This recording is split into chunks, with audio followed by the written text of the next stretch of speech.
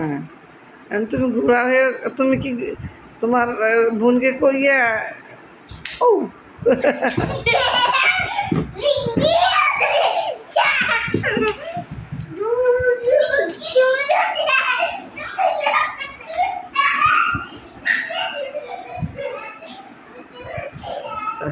গেছে।